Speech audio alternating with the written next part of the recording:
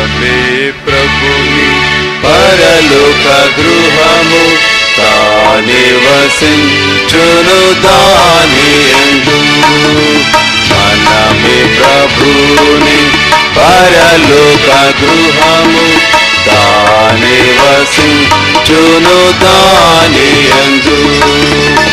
ఎంత సుందరము ప్రభుని గృహము, ఎంత సుందరము ప్రభుని గృహము, నలుదిక్కుల నుండి కూర్చెనుగా, నలుదిక్కుల నుండి కూర్చెనుగా.